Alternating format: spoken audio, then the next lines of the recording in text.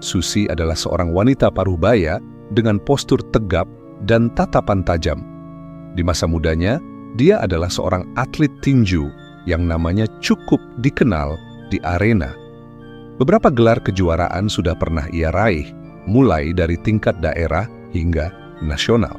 Namun, setelah bertahun-tahun bertarung di atas ring, Susi akhirnya memutuskan untuk pensiun. Dia ingin menjalani hidup yang lebih tenang, jauh dari sorotan lampu sorot dan suara gemuruh penonton. Kini, Susi memilih menghabiskan hari-harinya dengan berjualan di sebuah pasar tradisional di pinggiran kota. Lapaknya sederhana, hanya berupa meja kayu dengan terpal yang melindungi dagangannya dari terik matahari. Ia menjual berbagai kebutuhan dapur, mulai dari sayuran segar hingga bumbu masak, dengan senyum ramah yang tak pernah hilang dari wajahnya. Meski hidupnya sederhana, Susi merasa puas dan damai, jauh dari kerasnya dunia tinju yang penuh tekanan. Namun, suasana pasar tempat Susi berdagang bukanlah tempat yang sepenuhnya aman. Di sana, banyak pedagang kecil yang kerap menjadi korban pemalakan oleh sekelompok preman berkedok ormas. Mereka datang dengan alasan uang keamanan, meminta Rp10.000 dari setiap pedagang setiap minggu. Jika ada yang menolak, mereka tak segan-segan merusak dagangan, mengintimidasi, atau bahkan menggunakan kekerasan. Susi, meskipun seorang mantan petinju, memilih untuk tidak mencari masalah. Ia tahu betul bahwa kedamaian hidup lebih berharga daripada perkelahian. Setiap kali preman itu datang, Susi hanya mengangguk, menyelipkan uang Rp10.000 ke tangan mereka, dan melanjutkan berdagang seolah tak ada yang terjadi. Dia tidak ingin membuat keributan, apalagi memperlihatkan sisi kerasnya yang dulu. Baginya, bertarung sudah menjadi masa lalu. Namun, naluri petarung dalam dirinya tak pernah benar-benar mati. Meski jarang menunjukkan amarah, Susi tetap mengamati setiap gerakan preman-preman itu dengan teliti. Ia tahu, pada titik tertentu, kesabarannya bisa saja diuji. Setiap minggu, tanpa pernah absen, para preman berkedok ormas itu datang ke pasar. Seperti sekelompok serigala lapar yang mengitari kawanan domba. Mereka selalu datang dengan langkah berat, penuh percaya diri, mengenakan seragam beratribut lengkap. Mungkin mereka kira itu membuat mereka terlihat berwibawa. Tapi para pedagang tahu betul, atribut itu hanyalah topeng. Sekadar hiasan yang menutupi niat jahat mereka untuk memalak dan menindas. Biasanya mereka datang berkelompok, 3-5 orang, masing-masing membawa sikap sombong, mengobrol keras seolah mereka pemilik pasar. Mereka masuk ke setiap lorong, menepuk-nepuk meja dagangan, menagih uang keamanan dari para pedagang. Rp10.000 setiap minggu, itulah tarif yang mereka patok. Bagi para pedagang kecil, jumlah ini bukan angka yang bisa diabaikan begitu saja. "Bu Susi, uang keamanan minggu ini, ya," ujar salah satu preman sambil menepuk meja kayu tempat Susi menimbang sayuran. Pria itu berperawakan besar, penuh tato di lengan, dan selalu memasang senyum licik. Meski mulutnya tersenyum, matanya tajam mengawasi setiap gerakan Susi, seolah mencari tanda perlawanan. Tanpa banyak bicara, Susi mengambil selembar uang 10 ribuan dari dompet lusuhnya. Tangannya yang kekar, bekas bertahun-tahun berlatih tinju, menyerahkan uang itu dengan tenang. Wajahnya datar, tanpa ekspresi, seolah menyerahkan uang itu adalah bagian dari rutinitas biasa. Ia tak mau menatap mata preman itu lebih lama, hanya fokus pada timbangan dan barang dagangannya. "Terima kasih, Bu, aman pokoknya kalau kita yang jaga, jangan khawatir." Preman itu menambahkan, menepuk-nepuk bahu Susi sebelum beranjak ke lapak sebelah. Susi hanya menghela napas dalam hati. Ia tahu betul bahwa ucapan itu tidak lebih dari janji kosong, keamanan semu yang justru mereka sendiri ancam setiap harinya. Para pedagang lain di sekitar lapak Susi memperhatikan dengan mata penuh kekhawatiran. Mereka tak berani berbuat banyak. 10.000 memang bukan jumlah besar, tapi jika dikumpulkan dari seluruh pedagang di pasar, hasilnya bisa mencapai jutaan setiap bulannya. Jumlah yang jelas tak sedikit, apalagi jika uang itu harus disisihkan dari pendapatan yang sudah pas-pasan. Pernah suatu kali seorang pedagang buah mencoba berdebat. Ia menolak membayar dengan alasan dagangannya sedang sepi.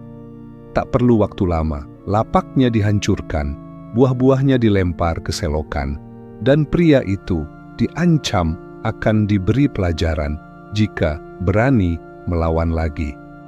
Sejak saat itu tak ada lagi yang berani mengangkat kepala di hadapan para preman ini. Susi, meski seorang mantan petinju yang punya reputasi di masa lalu, memilih untuk tidak mencari masalah. Ia sadar bertarung di jalanan bukanlah hal yang bijak, apalagi jika itu bisa membahayakan para pedagang lain. Setiap kali preman itu datang, Susi hanya mengangguk, menyelipkan uang 10.000 ke tangan mereka, dan melanjutkan berdagang seolah tak ada yang terjadi. Namun, jauh di dalam hatinya, Susi merasa ada yang tidak benar. Naluri petarungnya masih ada, meski tubuhnya tak lagi sekuat dulu. Insting untuk melawan ketidakadilan itu tetap hidup. Ia beti suatu hari nanti, batas kesabarannya akan habis. Hanya soal waktu sampai dia akhirnya harus memperlihatkan siapa dirinya sebenarnya. Setiap kali para preman itu datang, Susi memperhatikan dengan seksama gerak tubuh mereka, cara mereka berbicara, bagaimana mereka mengintimidasi, dan bagaimana mereka berusaha menakut-nakuti. Susi tahu betul, dalam setiap pertempuran, memahami musuh adalah langkah pertama untuk menang. Dan Susi, sebagai mantan juara tinju, tahu betul bagaimana cara mengalahkan lawan yang lebih besar dan lebih banyak. Seiring berjalannya waktu, para preman itu mulai merasa semakin berkuasa. Mereka tahu tak ada pedagang yang berani melawan, dan itu membuat mereka semakin percaya diri. Mereka mulai datang lebih sering, bahkan kadang berkeliling pasar, bukan hanya untuk menagih uang keamanan, tapi juga untuk sekadar mengganggu pedagang yang dianggapnya lemah. Susi menyadari perubahan ini. Dulu, para preman hanya datang seminggu sekali. Tapi kini, hampir setiap 2 atau 3 hari, mereka muncul. Mereka mulai menuntut lebih banyak, berbicara lebih kasar, dan menunjukkan sikap yang semakin mengintimidasi. Namun, Susi tetap memilih untuk diam. Baginya, lebih baik menghindari keributan daripada harus membuat masalah besar yang bisa berujung pada kekerasan. Suatu siang, ketika Susi sedang sibuk melayani pembeli, salah satu preman mendekatinya. Kali ini, bukan sekadar meminta 10.000 seperti biasa. Pria itu, dengan tubuh kekar dan rambut dicat pirang, berdiri di depan lapak Susi dengan tangan disilangkan di dada. 2 temannya berdiri tak jauh di belakang, seolah siap bertindak kapan saja. "Bu, sekarang bayarannya beda. Gak bisa lagi cuma 10.000. Kata preman itu sambil menatap Susi dengan pandangan menantang. "Sekarang, setiap lapak harus bayar minimal 50.000. Harga keamanan naik." Susi berhenti menimbang sayur yang ada di tangannya. Pandangannya menatap langsung ke mata preman itu. Untuk sesaat, suasana menjadi hening. Para pedagang lain yang melihat dari kejauhan menahan napas, takut terjadi keributan. 50.000? Susi bertanya, suaranya tenang tapi nadanya tegas. "Sejak kapan naik?" "Sejak sekarang," jawab preman itu sambil tersenyum sinis. "Pasar ini butuh pengamanan lebih. Kami nggak mau kerja murah lagi." Susi diam sejenak. Tangannya masih memegang timbangan, tapi matanya tak lepas dari pria di depannya. Ia mencoba menahan diri, tapi rasa amarah mulai muncul. 50.000 bukan angka kecil, apalagi jika dikalikan dengan semua pedagang di pasar ini. Itu sama saja dengan perampokan. Dengar ya, Susi akhirnya membuka suara. Saya jualan di sini untuk hidup. Kalau kalian terus minta lebih, nanti pedagang di sini nggak bisa makan. Ini bukan soal uang, tapi soal prinsip. Preman itu terkejut mendengar jawaban Susi. Mungkin dia tidak menyangka seorang wanita parubaya seperti Susi berani menolaknya. Namun, dia tak ingin menunjukkan kelemahan di depan teman-temannya. Oh, jadi mau ngajarin saya soal prinsip sekarang? Pria itu melangkah lebih dekat, wajahnya semakin serius. Kalau nggak mau bayar, bisa kita atur, Bu. Tapi nanti lapak ini nggak aman lagi. Siapa yang tanggung? Susi menghela napas. Dia tahu ini bukan hanya soal uang, tapi tentang harga diri. Preman-preman ini mulai kelewatan, dan jika dibiarkan, mereka akan terus menekan hingga para pedagang tak lagi punya pilihan selain menyerah. Maaf, Susi berkata dengan nada dingin. Saya nggak akan bayar 50.000. Kalau kalian mau bikin masalah silakan, tapi jangan kira saya akan tinggal diam. Preman itu terdiam, wajahnya memerah menahan marah. Ia tak pernah diperlakukan seperti ini sebelumnya, terutama oleh seorang wanita. Namun, sebelum dia bisa membalas, Susi sudah berbalik, melanjutkan menimbang sayuran, seolah tak terjadi apa-apa. Pria itu menatapnya dengan penuh amarah sebelum akhirnya mundur, mengisyaratkan kepada dua temannya untuk pergi. Namun, sebelum pergi, dia menoleh sekali lagi ke arah Susi, melemparkan pandangan penuh ancaman. Baik, Bu, kita lihat nanti siapa yang akan menyesal. Saat pria itu pergi, Susi hanya bisa menarik napas dalam. Dia tahu masalah ini belum selesai, ini baru permulaan, dan dia harus siap menghadapi apapun yang akan datang. Sejak kejadian itu, Susi tahu bahwa dirinya kini berada dalam radar para preman. Penolakannya untuk membayar 50.000 bukan hanya membuat mereka kesal, tapi juga melukai ego mereka. Dan bagi preman, harga diri adalah sesuatu yang mereka pertahankan dengan brutal, meski harus menindas orang lain. Keesokan harinya, suasana pasar terasa lebih tegang dari biasanya.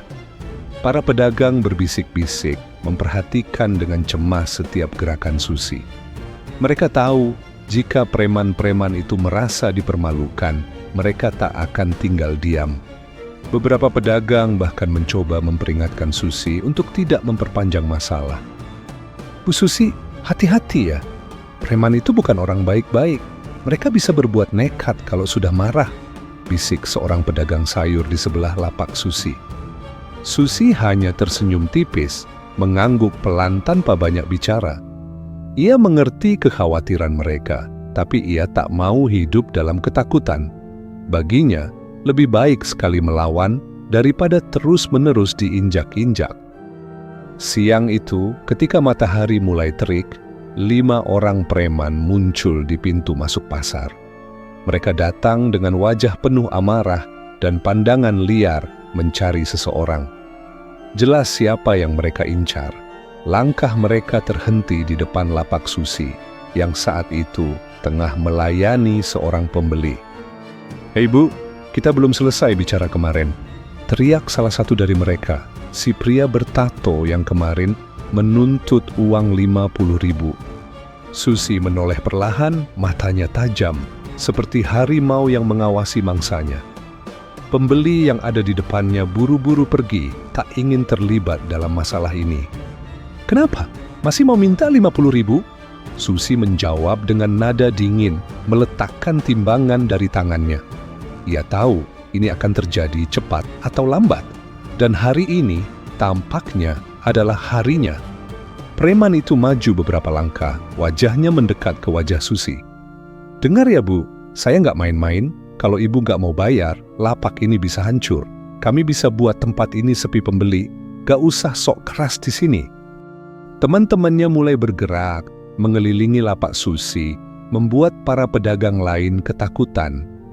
Beberapa di antara mereka bahkan mulai merapikan dagangan, bersiap lari jika situasinya memburuk. Susi tetap tenang. Ia tak bergerak sedikit pun, hanya menatap mereka dengan mata tajam yang penuh perhitungan. Tangannya perlahan mengepal di bawah meja, otot-ototnya menegang, mengingatkan dirinya pada hari-hari di atas ring tinju. "Aku sudah bilang aku nggak akan bayar. Kalau mau bikin masalah silakan," jawab Susi. Suaranya rendah tapi penuh tekanan. Mendengar jawaban itu, preman bertato melambaikan tangannya ke arah dagangan Susi. "Baik, kalau begitu kita mulai dari sini." Tanpa banyak bicara, salah satu dari mereka langsung menyenggol meja dagangan Susi, membuat tumpukan cabai merah berguling ke lantai. Seorang lainnya menyambar timbangan Susi dan melemparkannya ke belakang, menabrak tembok hingga terjatuh dengan bunyi keras. Para pedagang terkejut. Beberapa mulai berteriak, sementara yang lain hanya bisa menyaksikan dengan cemas. Susi tetap berdiri di tempatnya, rahangnya mengeras, namun ia menahan diri untuk tidak bereaksi. "Hei, kenapa diam? Takut?" ejek salah satu preman sambil menyenggol bahu Susi dengan keras. Teman-temannya tertawa, menikmati momen itu seperti sekumpulan serigala yang berhasil menakut-nakuti mangsanya. Namun mereka salah menilai Susi. Wanita ini bukanlah mangsa, melainkan seorang petarung sejati yang hanya menunggu saat yang tepat untuk menyerang. Meski dagangannya diacak-acak, Susi tetap tenang. Matanya tak lepas dari setiap gerakan mereka, menghitung langkah, membaca pola, dan menyiapkan diri untuk balas menyerang jika situasinya semakin buruk. "Ayo, hancurkan semua, biar dia tahu siapa yang berkuasa di sini," teriak preman itu lagi sambil menendang bakul sayuran hingga isinya berhamburan ke lantai. Namun, di balik semua kekacauan itu, Susi tetap berdiri tegak. Wajahnya tenang, tapi di dalam dirinya, api kemarahan mulai menyala. Dia tahu saat ini bukan lagi soal uang. Ini adalah soal harga diri, dan dia tak akan mundur. Namun Susi tetap tenang. Meski dagangannya diacak-acak, dia tak menunjukkan tanda-tanda ketakutan. Matanya tetap tajam mengikuti setiap gerakan para preman yang kini mulai semakin berani. Salah satu preman, seorang pria berotot dengan kepala pelontos, melangkah maju. Ia meraih terpal yang menutupi lapak Susi dan menariknya dengan kasar hingga semua dagangan jatuh berserakan ke tanah. Susi menatapnya dengan tenang. Tangannya mulai mengepal, tapi dia tetap berdiri diam. "Hei Bu, masih mau sok keras?" Pria itu menyeringai. Giginya yang kuning mencerminkan betapa buruknya hidup jalanan yang ia jalani. Temannya yang bertato tertawa keras. Ia melangkah ke depan, menendang kotak sayuran hingga terlempar beberapa meter. Beberapa tomat berguling di lantai, pecah dan hancur di bawah sepatu mereka. Susi menarik napas dalam, mencoba menahan diri. Namun, melihat hasil kerja kerasnya diinjak-injak seperti ini, membuat darahnya mulai mendidih. Ingatan Susi melayang ke masa mudanya, saat dia harus bertarung melawan lawan yang jauh lebih besar dan lebih kuat di atas ring. Tapi, dia selalu tahu satu hal, tidak ada yang lebih berbahaya dari petarung yang tak punya rasa takut. "Lihat ini, jualanmu berantakan, Bu. Masih nggak mau bayar 50.000? Teriak pria bertato itu mendekat ke wajah Susi, napasnya berbau alkohol. Susi tak langsung menjawab. Dia hanya menatap pria itu, memperhatikan bagaimana dadanya bergerak saat berbicara, bagaimana kakinya sedikit gemetar meski mencoba tampil percaya diri. Naluri petinju dalam dirinya mulai bekerja, membaca setiap kelemahan musuhnya, menghitung jarak, menyiapkan serangan balasan, dan ketika pria itu mencoba mendorongnya, Susi bergerak cepat. Dengan satu langkah mundur, dia menghindari tangan kasar yang mencoba menyentuh bahunya. Gerakannya begitu halus tapi penuh perhitungan, refleks seorang petarung yang sudah terlatih selama bertahun-tahun. "Hei, jangan sok lincah di sini!" Pria itu menggeram, wajahnya merah menahan amarah. Tapi sebelum dia bisa melanjutkan kalimatnya, Susi tiba-tiba melangkah maju. Tangan kanannya melayang cepat ke depan, menghantam ulu hati pria itu dengan pukulan lurus yang begitu keras dan presisi.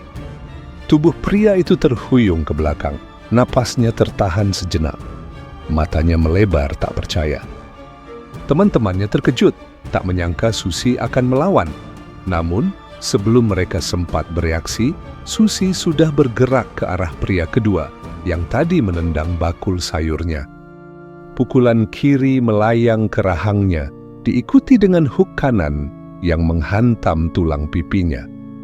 Pria itu terjatuh ke tanah, darah mengucur dari mulutnya. Dua preman lain mencoba maju, tapi Susi sudah dalam mode bertarung penuh. Dengan gerakan cepat, dia menghindari tendangan salah satu dari mereka, lalu menghantam rusuknya dengan hook keras. Pria itu menjerit kesakitan, jatuh berlutut, memegangi tulang rusuknya yang mungkin retak. Yang terakhir, pria bertato yang tadi paling banyak bicara, mencoba melarikan diri. Tapi Susi mengejarnya, menarik kerah bajunya, dan meninju punggungnya dengan kuat, hingga pria itu jatuh tersungkur ke tanah. Para pedagang yang tadinya hanya menonton dari jauh kini mulai bersorak. Beberapa bahkan bertepuk tangan melihat para preman itu terkapar tak berdaya di depan lapak Susi. Beberapa preman yang masih sadar mencoba merangkak mundur. Wajah mereka dipenuhi rasa takut yang baru pertama kali mereka rasakan. Susi berdiri tegak di tengah lapaknya yang berantakan. Nafasnya sedikit memburu, tapi pandangannya tetap tajam. Ia menatap para preman yang tergeletak di sekitarnya, lalu berkata dengan suara dingin, "Kalau kalian berani datang lagi, aku pastikan kalian gak akan bisa jalan pulang." Tanpa banyak bicara, para preman itu segera menyeret tubuh teman-temannya yang terkapar, meninggalkan lapak Susi dengan langkah pincang.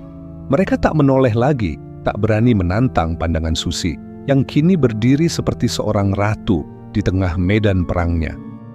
Dan untuk pertama kalinya, suasana pasar kembali hening. Para pedagang, meski masih syok, mulai tersenyum. Mereka tahu seorang pahlawan baru telah muncul di antara mereka. Seorang wanita yang berani melawan penindasan tanpa rasa takut. Kabar tentang keberanian Susi menyebar cepat. Dalam hitungan hari, hampir semua pedagang di pasar tahu bahwa Susi telah melawan 5 preman sekaligus dan berhasil membuat mereka lari ketakutan. Banyak yang memujinya, beberapa bahkan berterima kasih secara langsung. Namun Susi tahu betul masalah ini belum selesai. Seperti yang ia duga, preman-preman itu tidak akan tinggal diam. Mereka merasa dipermalukan. Dan bagi orang-orang seperti mereka, kehormatan di jalanan adalah segalanya. Mereka tidak akan berhenti sebelum mendapatkan balas dendam. Benar saja, beberapa hari kemudian, sekelompok preman muncul kembali di pasar. Kali ini, mereka datang dengan jumlah yang lebih banyak. Bukan hanya 5, tapi 8 orang. Wajah-wajah baru yang lebih garang dan tubuh yang lebih besar. Mereka berjalan masuk dengan langkah berat. Bahu mereka saling menabrak para pembeli yang berusaha menjauh. Para pedagang yang melihat mereka segera berhenti bekerja. Beberapa bahkan langsung menutup lapak, takut menjadi sasaran kemarahan. Susi yang tengah menyusun kembali barang dagangannya mendengar langkah kaki mereka dari kejauhan. Ia menarik napas dalam, lalu perlahan mengangkat wajahnya. "Hei Bu, kemarin kamu bikin malu teman-teman saya ya?" Salah satu dari mereka berteriak, suaranya serak. Mungkin akibat terlalu sering merokok. Susi menatap mereka satu persatu. 8 orang, tubuh besar, wajah keras. Dan beberapa di antaranya membawa kayu dan rantai di tangan mereka. Jelas, mereka datang bukan untuk sekadar mengancam, tapi untuk benar-benar membuat keributan. "Saya nggak punya urusan sama kalian," jawab Susi tegas. Tangannya tetap sibuk menyusun cabai merah yang kemarin berserakan.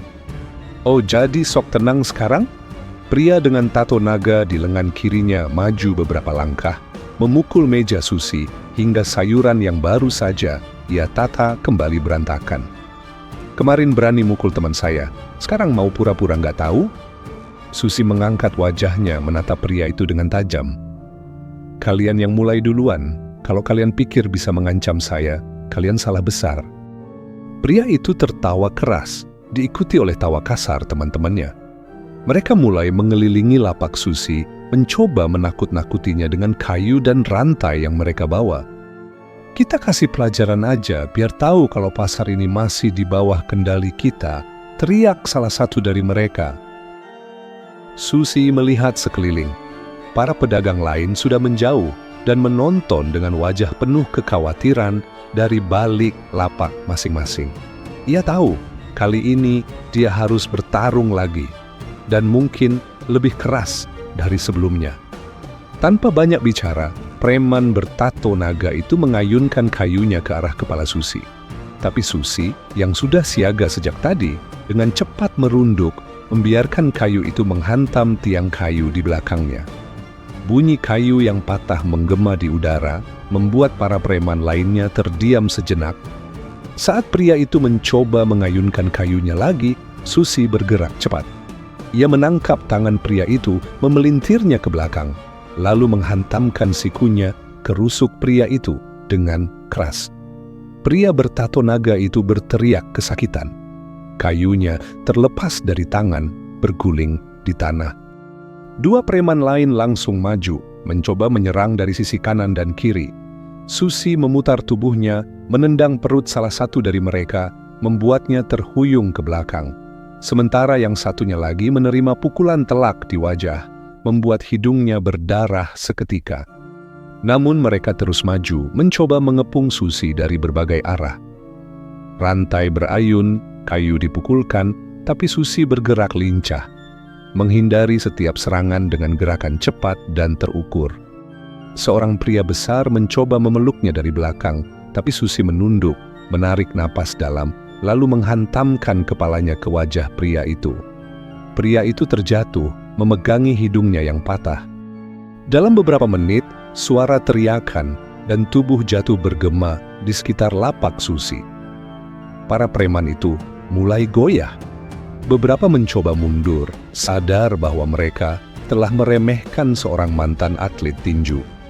Akhirnya ketika hanya tersisa dua preman yang masih berdiri, mereka saling pandang, wajah mereka penuh keringat dan ketakutan. Mereka tahu, jika mereka tetap di sini, hasilnya hanya akan lebih buruk.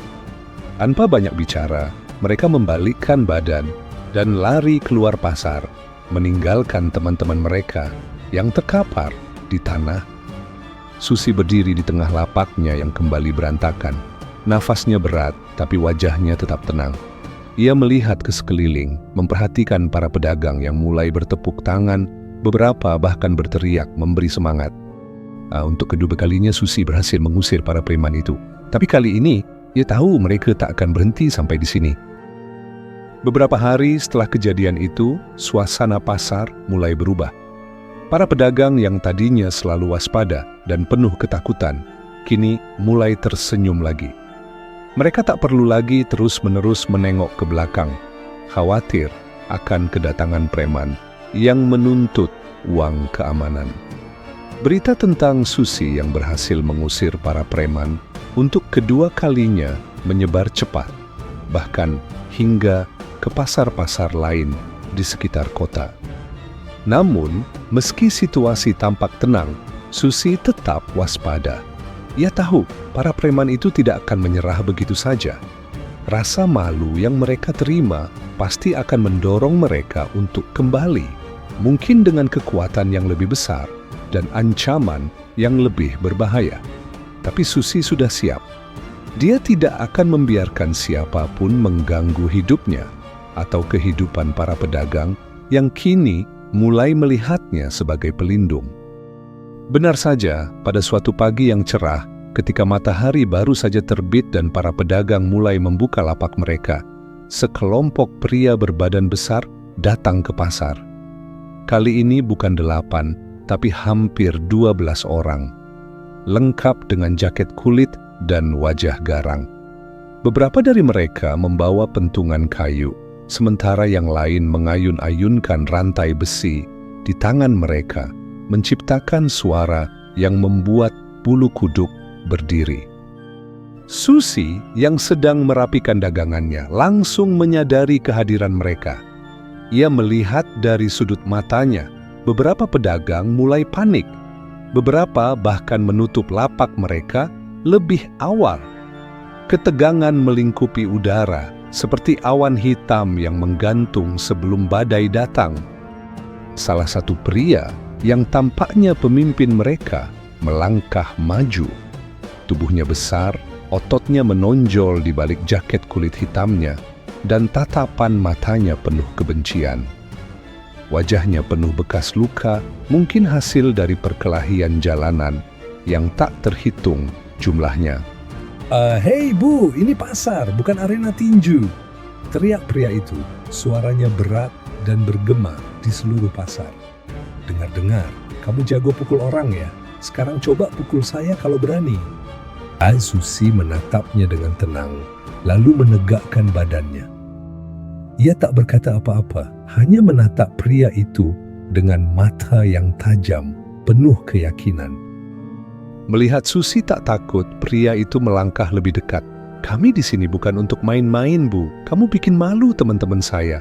Sekarang saatnya bayar harga. Tanpa menunggu jawaban, pria itu mengayunkan pentungannya ke arah kepala Susi.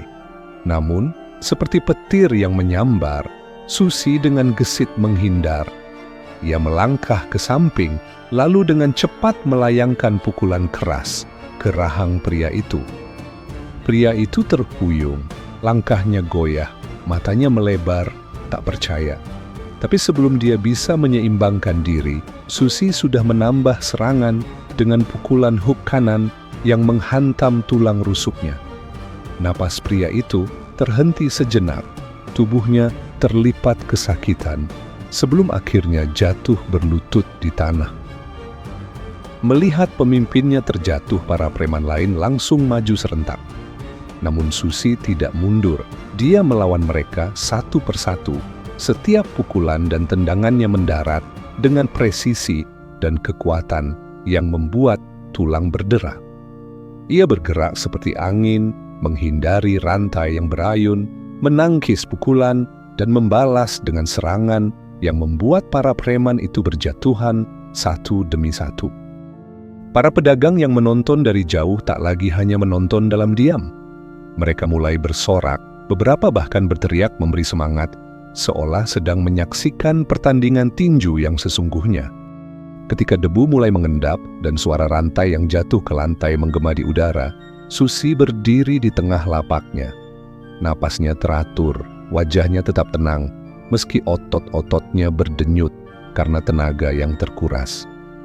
Di sekitarnya, para preman itu terkapar tak berdaya. Beberapa mengerang kesakitan, sementara yang lain hanya bisa memegangi tubuh mereka yang memar. Susi mendekati pemimpin mereka yang masih terjatuh, menunduk, lalu berkata dengan suara dingin, "Dengar baik-baik, ini pasar kami, bukan tempat kalian buat semena-mena. Kalau kalian berani datang lagi, aku pastikan kalian tidak akan bisa jalan pulang." Pria itu hanya bisa mengangguk pelan. Wajahnya penuh ketakutan, napasnya tersengal. Beberapa detik kemudian, para preman itu mulai merangkak mundur, menyeret teman-teman mereka keluar dari pasar, tak berani menoleh lagi. Ketika akhirnya pasar kembali tenang, para pedagang bertepuk tangan. Beberapa bahkan meneteskan air mata lega.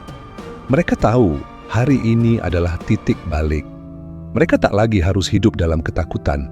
Tak perlu lagi menyerahkan uang hasil kerja keras mereka kepada para preman. Sejak hari itu, Susi menjadi sosok yang dihormati di pasar. Bukan hanya karena kekuatannya, tapi juga karena keberaniannya melawan ketidakadilan. Dan meski ia hanya seorang mantan atlet tinju yang kini berjualan sayur, Bagi para pedagang di pasar itu, Susi adalah pahlawan sejati.